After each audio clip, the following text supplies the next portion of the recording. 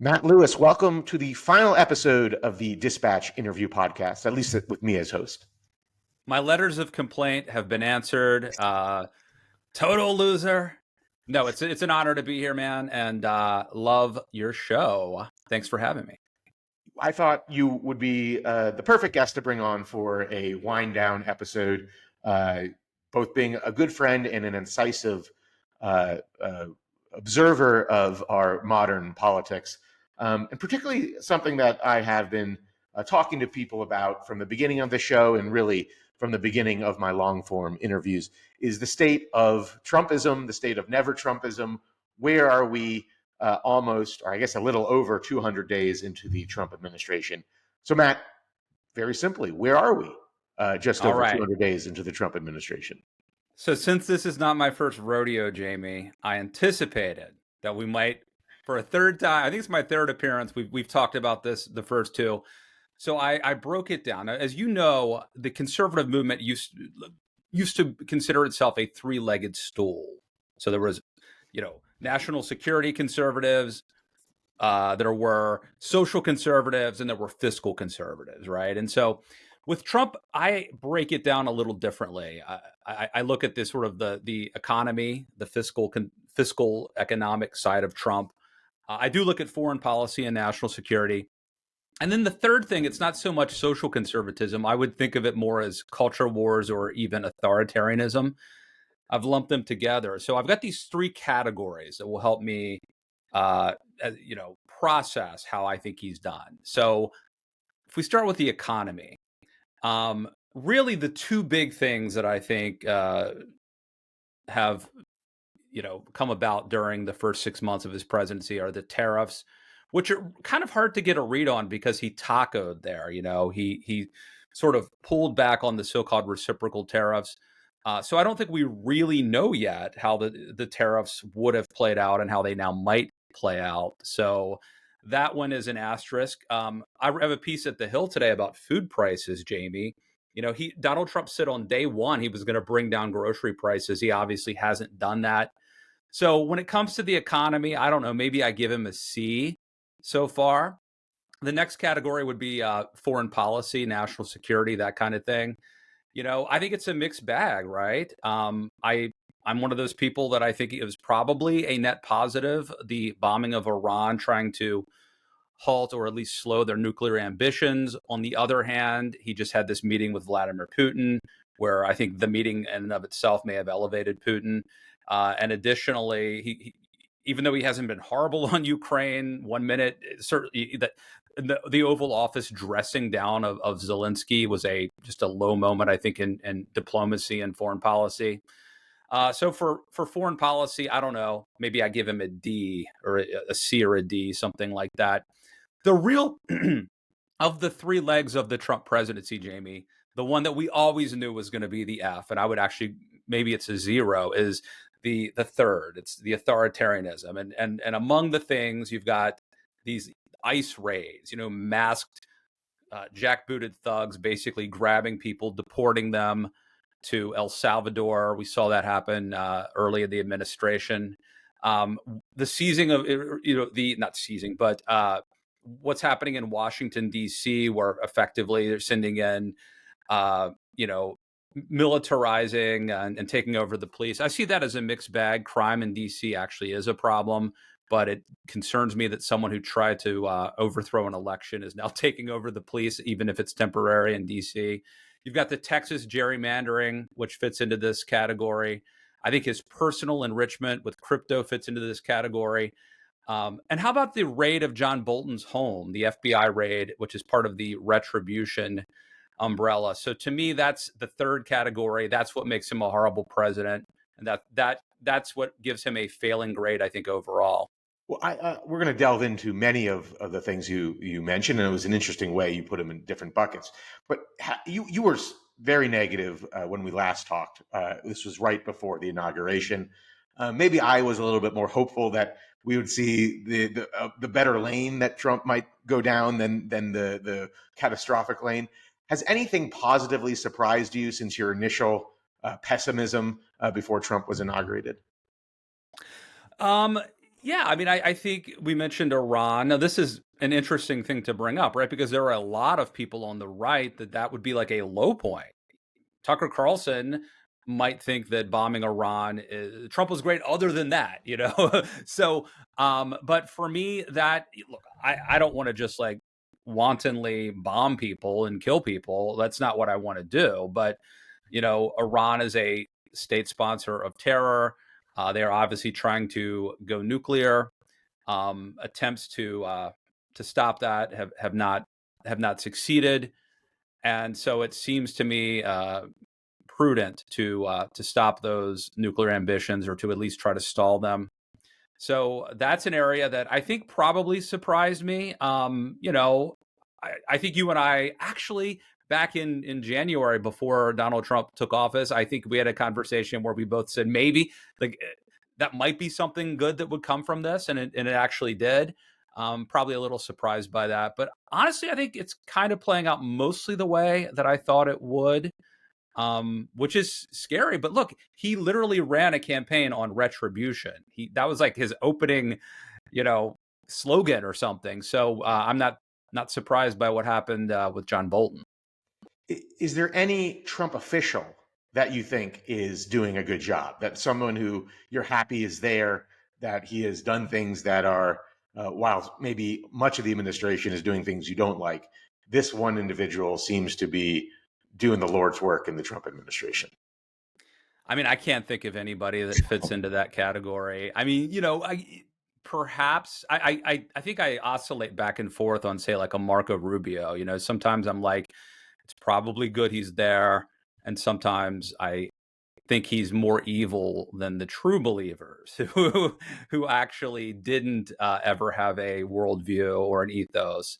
So I go back and forth on that, but really, I don't think there's anybody who has conducted themselves truly heroic or admirably. Maybe we'll find out later that there was someone who did, or maybe there's someone, you know, maybe not top tier, not a cabinet official, but someone in the administration who's doing important work in that regard. We saw, you know, after the first Trump administration, and it may be that those people are honestly being drummed out, right? I mean, Laura Loomer alone is probably trying to weed out anyone who uh, isn't fully committed to kind of the darkest version of MAGA.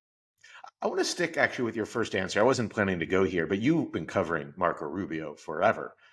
Who is Marco Rubio? I mean, there's a famous saying that some conservatives supposedly at some dinner said, "Who are the Kurds?" And people try to claim they didn't know. But it's more of a philosophical question. I think that was a philosophical question too. Who is Marco Rubio? He is, you thought you knew him, but do we know him? Yeah. Who is Marco Rubio?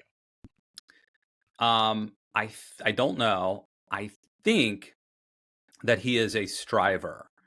I think he's someone who probably always was a little bit of a ship of a shape.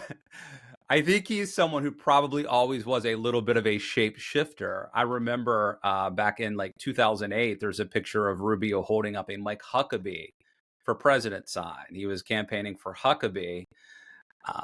And that's not something that you might have guessed if you were following him, say, in like 2010 or 2012, when he was more of like a Tea Party fiscal conservative candidate.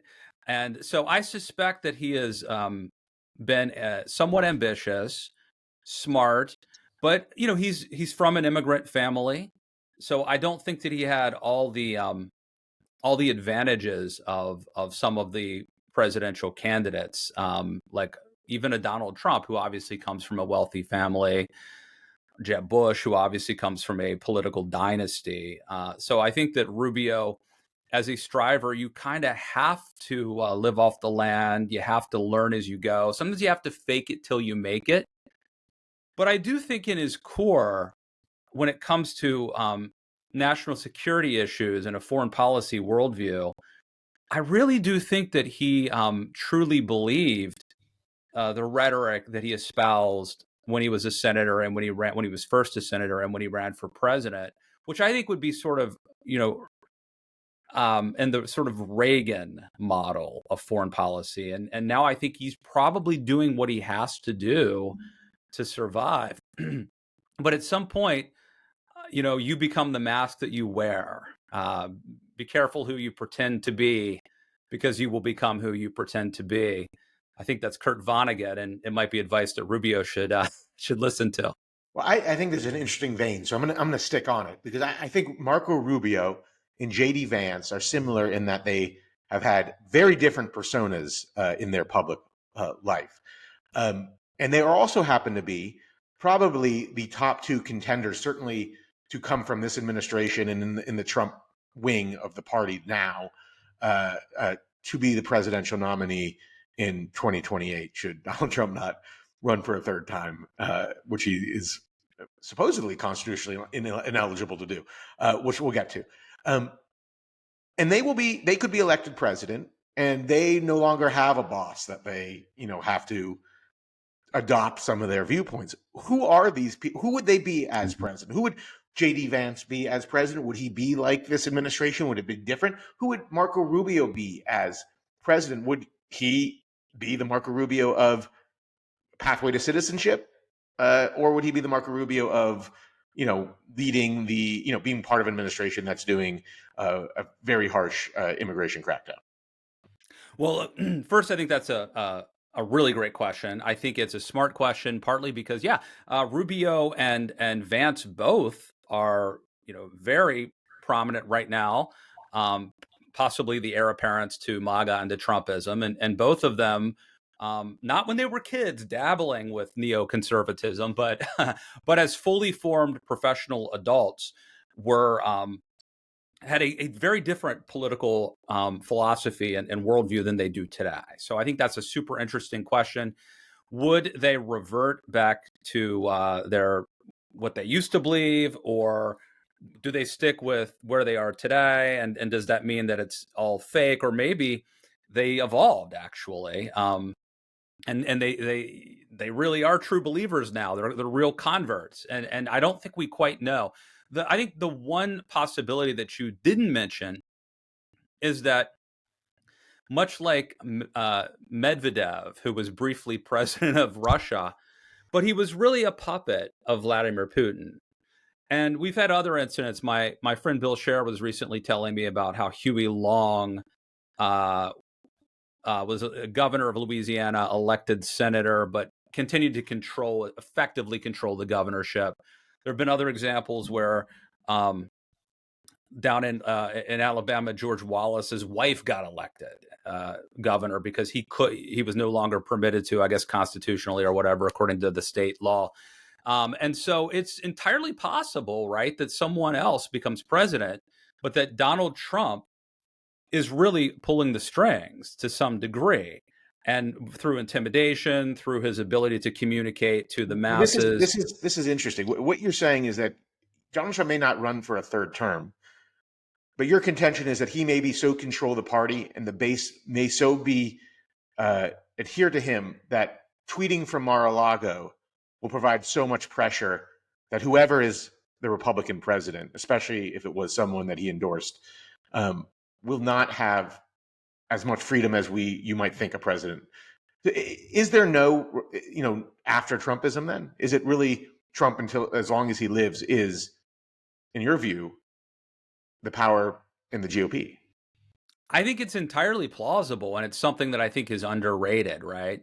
Now, of course, there's a possibility that whoever becomes president, and then says, F you, I'm the man, I won, old man. And maybe, in fact, Donald Trump's age may be the one saving grace of all of this. That imagine if he was 50 when he had gotten elected in 2016 or something like that. His advanced age may be the one saving grace. But no, look, I think it's possible that the person who becomes elected takes over and is their own person.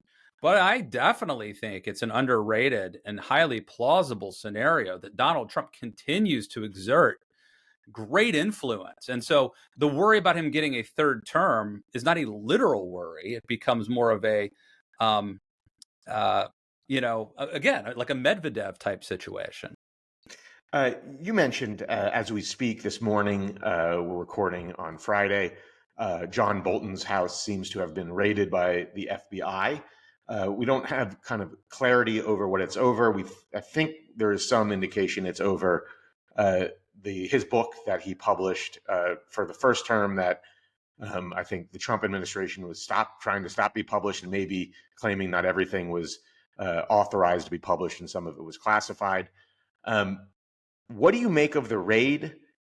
Do you think this pretends that there might be more raids of figures that Donald Trump threatened to do while he was campaigning, raid while he was campaigning? Yeah, look, I guess we always have to have the caveat that perhaps there's some compelling reason that Bolton is guilty of something that we don't know about, and that a judge did issue a search warrant, yada, yada, yada. Having said that, it looks super fishy from a guy who, again, started his campaign promising retribution and has clearly weaponized the Department of Justice, the FBI, is attempting to really roll up law enforcement, intel agencies, all of these things to be not really independent agencies, but part of his personal fiefdom. So it seems to me to be very suspicious. And, whether this is a harbinger of things to come or not, it's definitely a warning, right? Think about how we saw universities cave to Donald Trump and his demands. Look at how we saw media outlets who sort of rolled over and paid off Trump by virtue of settlements that they really didn't have to, because they were worried that he would go after them or stop mergers or other things like that. So I think that a raid of Bolton's home may be the beginning of a vengeance tour, or maybe it's just like another flex to remind all of us that we'd better be watching our P's and Q's, or maybe we're going to be next. Let me play devil's advocate a little bit, not on John Bolton necessarily, but clearly Donald Trump has weaponized Bill Pulte, one of I forget his official role, but he's certainly found Letitia James mortgage issues. He, or at least claims to have found it with a Fed governor now, and they may be legitimate. They may turn out that there was not all the T's and all the I's weren't crossed on the application, or they may have been dishonest. But does he see it as? Does he have any justification from he had these array of cases against him? I think some were very legitimate, like trying to overthrow the government on January 6th, and then there were some tenuous ones in New York where, had he not been president or someone in the public eye, people would not have looked at exactly what he said to get a commercial mortgage that ultimately didn't harm anyone, but probably wasn't entirely above board. And now he is using the presidency to hold people to those standards. Now, I don't like that the president is focusing time on that, but it is somewhat hard to say if they did violate and put a break the law technically with mortgage standards, why go after Trump for some of this stuff? And some of these officials didn't clearly have a clean background, if it turns out to be the case. I think Trump is probably rationalizing that to himself. Very few people think that they're the bad guy. I mean, just psychologically, most people think that they're the good guy. And I think he sees himself in some cases as a victim, and he will it's a coping mechanism to justify really what is indefensible behavior. I think from a logical standpoint, it's very difficult to make that argument. I mean, Donald Trump, I'm using the term loosely right now, but appears to be guilty of a whole bunch of bad things, and in many cases, illegal things.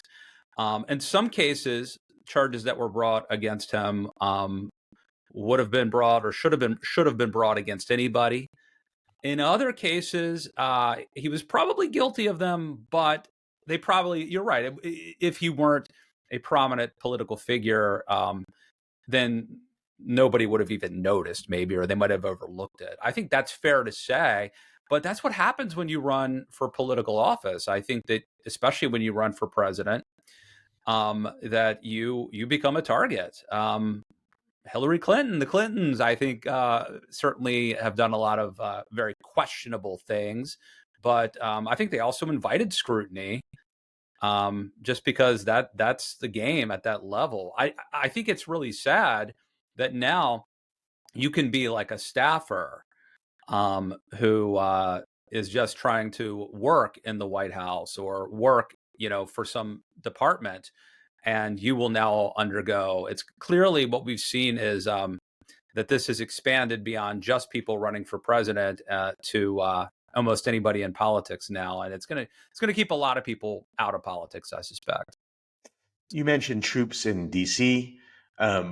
Certainly, I don't know what the numbers suggest, but when I left D.C. a year ago, that's all anyone really could talk about is the crime situation in D.C. post-COVID. Where do you saw? I mean, you mentioned there is a crime issue. On the other hand, there is a concern of the federal government or the president using the military. How do you fall on this? At the end of the day, if he makes DC safer, was it all for good, or where do you see the risk being here? Well, first of all, I think this is, a really good political issue for Donald Trump. People really care about safety, and if liberal politicians and liberal cities cannot keep people safe, they will turn to illiberal politicians to do that. And so I think that if you are a liberal, you need to get the trash picked up on time. You need to keep the streets safe. You do all that stuff so that you can then do your other liberal things that you want to do. Look, I think that it's an issue that I'm really torn over. I think that DC is the crime rate has fallen, but it's still way more dangerous than Washington, D.C. It's somewhere in the Detroit, Memphis range. And so I don't think that's acceptable. It is it's the capital of the United States of America. We have people coming from all over. I understand Donald Trump, who loves imagery and status, and that there would be like a pride he might take, rightfully so, in having the Capitol be pristine and be safe. So I get that, and I think that's winning for Trump. But, look, you have to think of the context. Really, we live in a world where Donald Trump, literally summoned a mob to an insurrection at the Capitol on January 6th. And so, that's fine. Is it specific? If Barack Obama or George W. Bush or Bill Clinton or Joe Biden did this, would you be okay? Would you be cheering it on? And is the concern primarily because it's someone who has done things that try to overthrow the government in the past? Yeah, and also Donald Trump says we're going to do this in other cities too, which that actually would be, he's allowed to do this in DC for a limited amount of time. He cannot do this in Los Angeles, and yet he is saying he can. So, look, I think if Bill Clinton said, I just care so much about people, and we're gonna for a limited time, we're gonna bring in the troops to keep people safe because big balls got that's the other problem. The impetus for this is that a guy named Big Balls was attacked. That appears to be the the reason that Donald Trump has decided to do. It's ridiculous on its face. But if a different politician, if a political leader gave a speech and said what I said, like Washington, D.C. has a special relationship. It's not just a city, it's also a capital. Although we know that crime rates there have been falling, it still is at an unacceptable rate. And I've been talking with Mayor Bowser, and we have determined that it would be appropriate for a limited time to do something of a surge where we will temporarily take over the Metropolitan Police, and in conjunction with the FBI and the National Guard, we're going to target problemed areas and communities and make it safer. I'd be like, hey, sign me up. That's a great idea. That would be awesome. Like I don't live in DC anymore, but I go there frequently. I want DC to be safe. And I was in, I don't know if I ever told you about this. one time I was in CNN, and this was not in the middle of the night. It was like at 8 or 9 o'clock at night, doing a TV segment, like Anderson Cooper or something. I came outside the DC CNN studio, and there were like 5 cop cars because someone tried to carjack my driver. That happened. Like, it's a dangerous area. And, and this was like right before COVID. So it's a few years ago. So it's a real problem. And yeah, I think that's part of the problem with Donald Trump is I think he's just poisoned the well. He can't. You mentioned he has the authority in DC. Do you think anyone could stop it? I mean, if he wanted to go to Chicago and do, clean up the city, try to make it safe, and they do have even more serious problem, I think, than DC. Is he able to do it? I mean, I'm not even saying legally. Is he able to do it? Just do it, how is this stopped? My understanding is he can always call up the National Guard and federalize the National Guard and use them. What he cannot do is take over the local police, except in Washington, D.C. for, I think it's 30 days. So that's the distinction. And I think the only recourse, if he tried to do it, would be either some sort of a resistance, which I don't think would be a wise idea, or filing an injunction and trying to take it to the Supreme Court or something. What's interesting here is, and I don't ask you a political question on this, is I think your legitimate concern is the person doing it because of his past actions, notably January 6th and what he said. But if he does it in DC and called up the National Guard in Chicago and, was able to use the National Guard to make the city safer and then retreat, and didn't then use the National Guard to overturn the 2026 election or intimidate people in 2026 so the Republicans win, do you think he will be remembered fondly? If he doesn't try again to overturn the election and uses this to actually make some cities safer, what do you think the political consequences of that would be? Would they be positive or would they be negative? They would be positive. They would definitely be positive. Americans want safety and probably have some authoritarian tendencies, to be frank with you, increasingly. The problem is it's almost implausible to imagine Donald Trump not using this power for evil. I mean, he's tried to stay in office. He is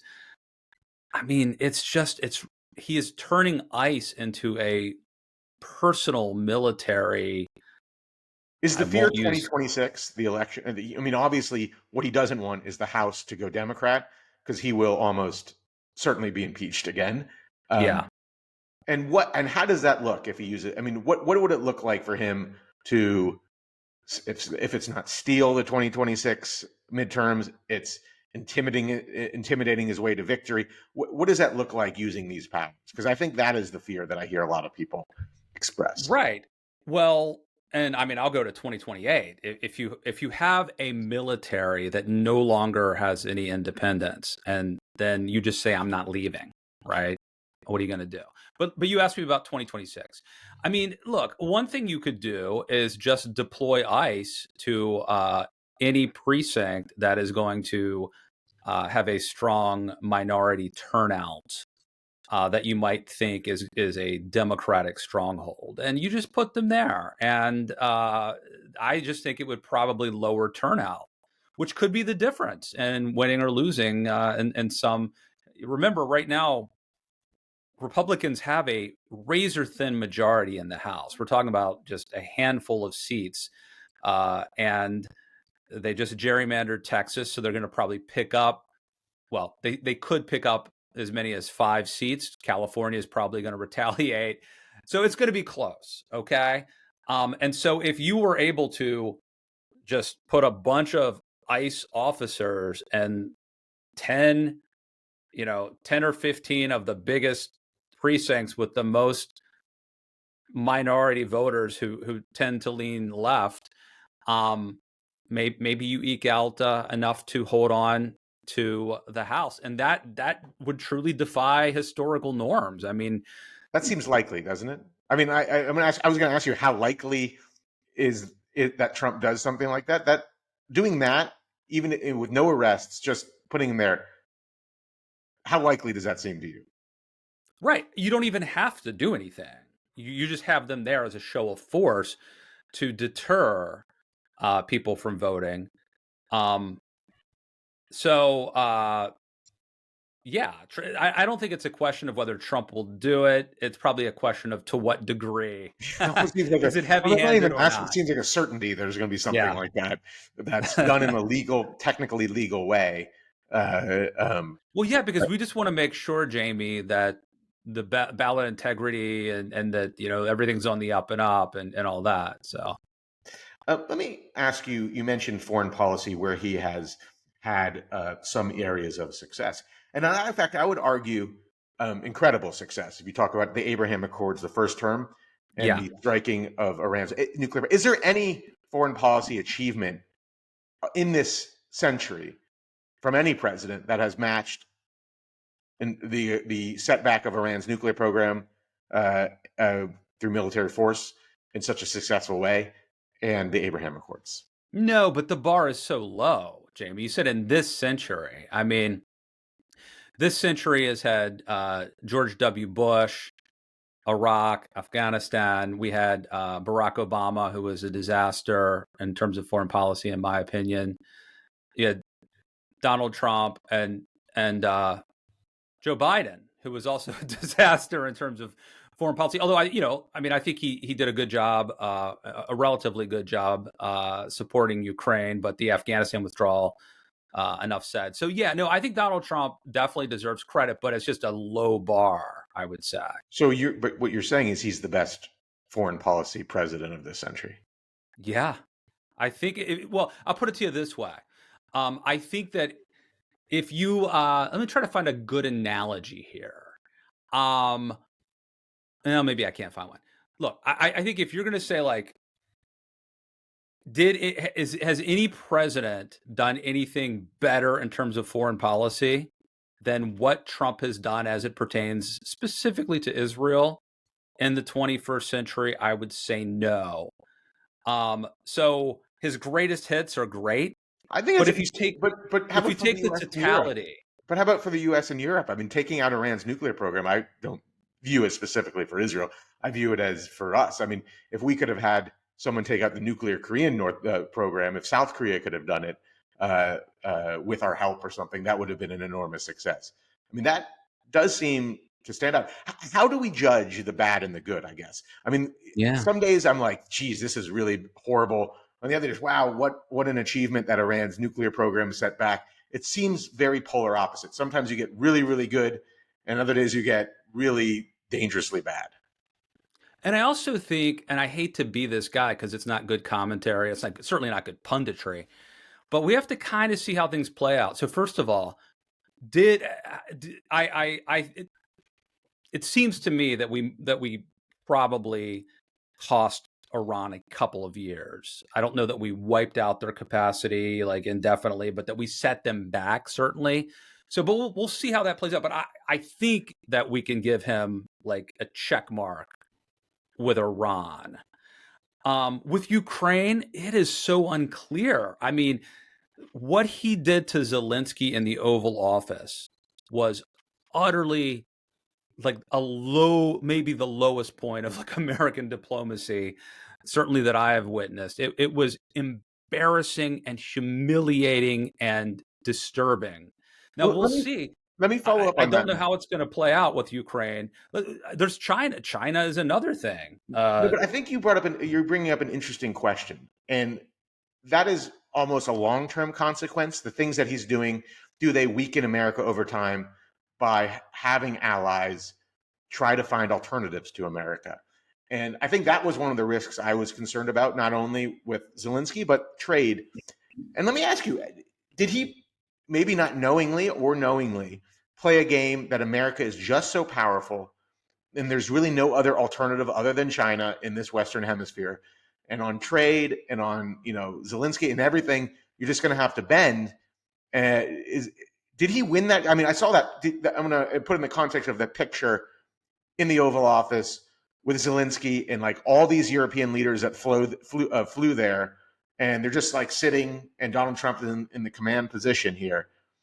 Is there no alternative to America that no matter how much we humiliate our allies and how much we just kick them, that they're going to find a way to work with the American president?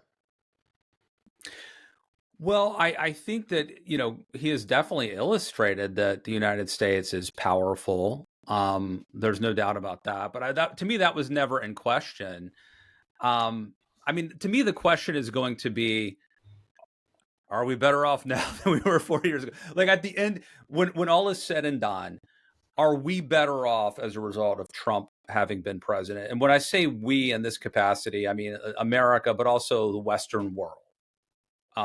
Are we better off? And I am still strongly of the opinion that Donald Trump is a net negative and will ultimately be a net negative. Now, at a certain point, it's very hard to really judge that because Donald Trump has now, for over a decade, been the dominant political figure in America.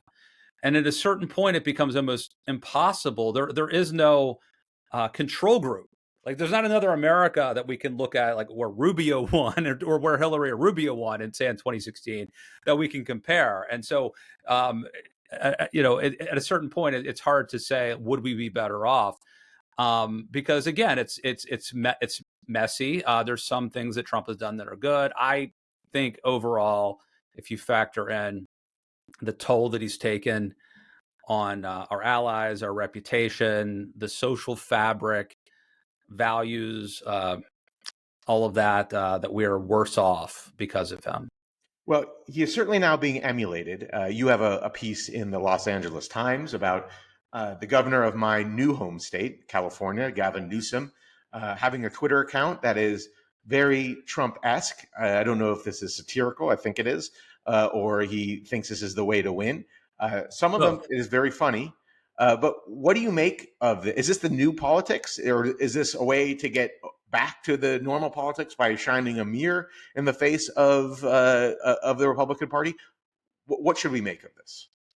Well, what I make of it is it's good politics for Gavin Newsom. Look, Gavin Newsom is running for president, and he's got some problems. I think he comes across as a little too slick, maybe a lot too slick, as ambitious. He's governor of a state that of California, the same state that Kamala Harris hails from, a state that's seen as a little bit too far left, a little out of touch with Michigan and Ohio. And he was also mayor of San Francisco. That makes him even more out of touch. So Gavin Newsom has some problems. And but I think so the question is, does this help Gavin Newsom? So he's putting up all these memes. One of the things he's doing is sort of imitating Donald Trump's ridiculous tweets with the all caps letters.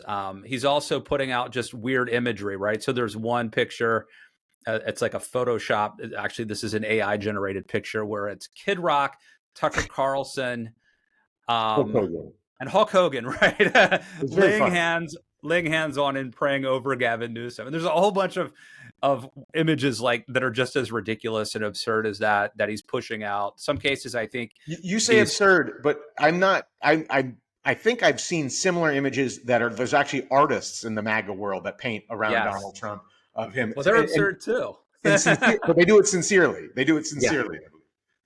Well, look, I think so that's what's I think kind of brilliant about what Gavin Newsom is doing is because on one hand, I think memes are powerful.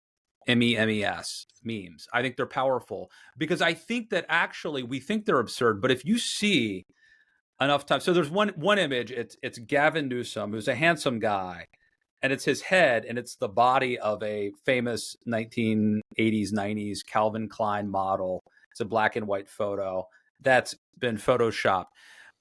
When you see these images over and over again, I think at some degree, subliminally, they do change our perception of people, making us like some people more and like some people less. So I think that they're more powerful than we think. But the person is he sincere then? Is he sincere? I mean, is this a bit that he's just going to stop, kind of to show, Republicans, how can we be mad I'm doing this? Your guy does this all the time.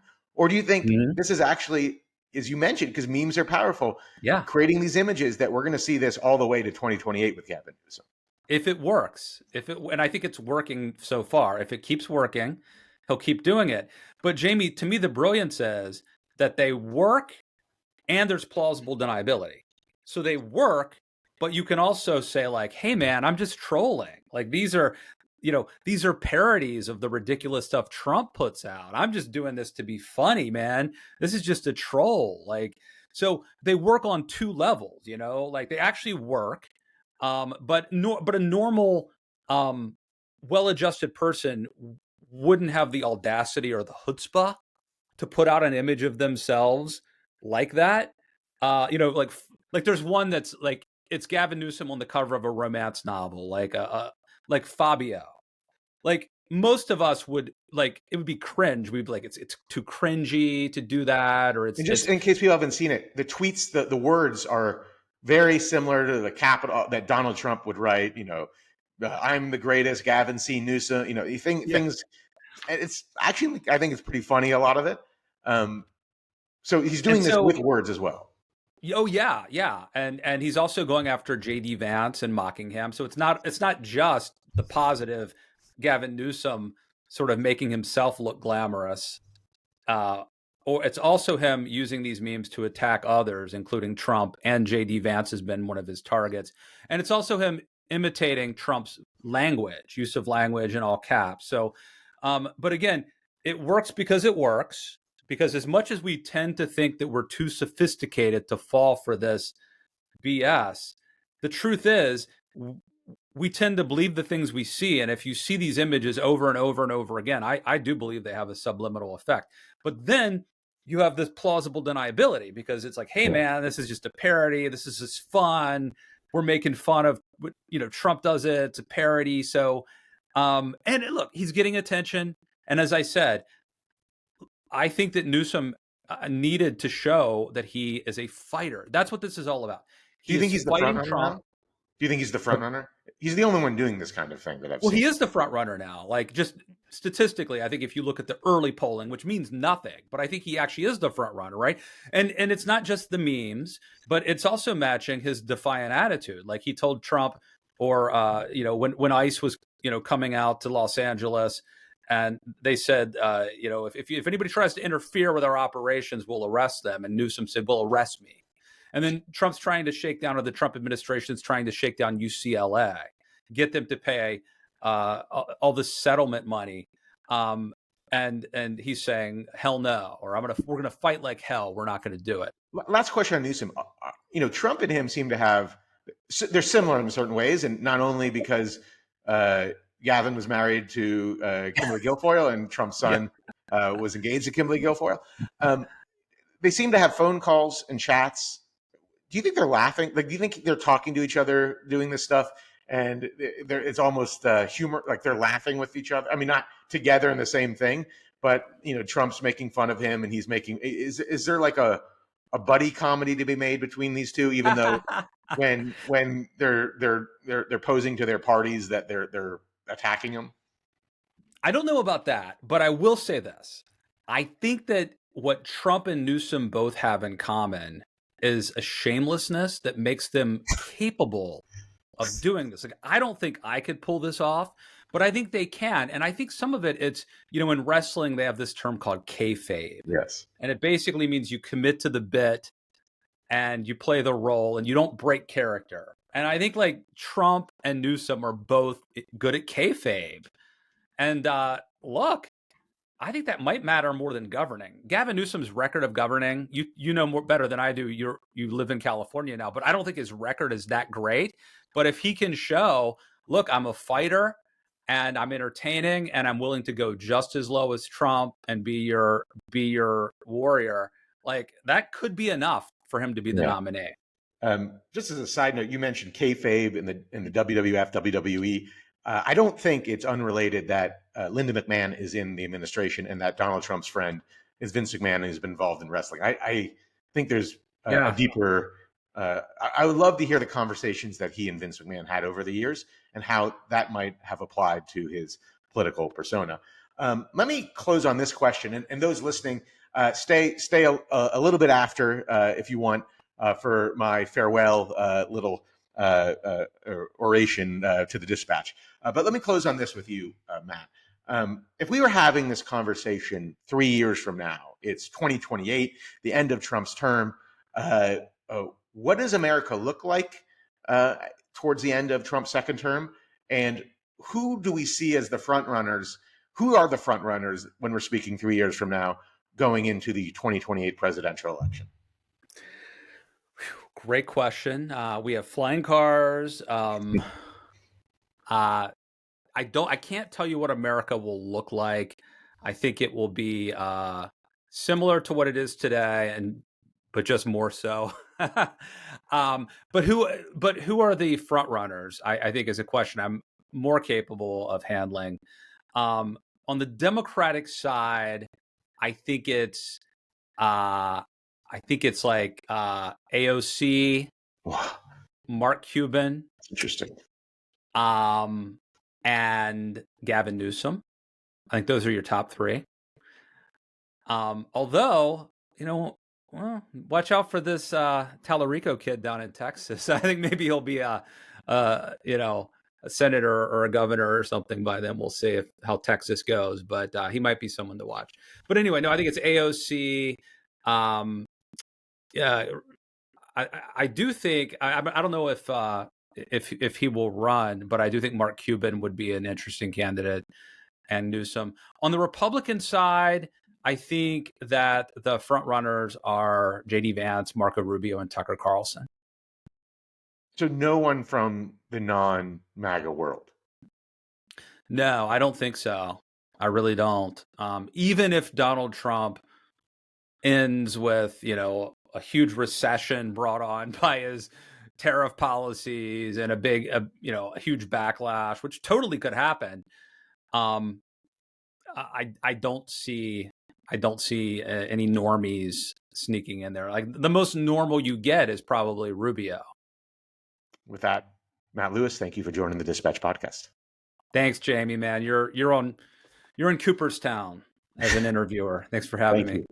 Thank you.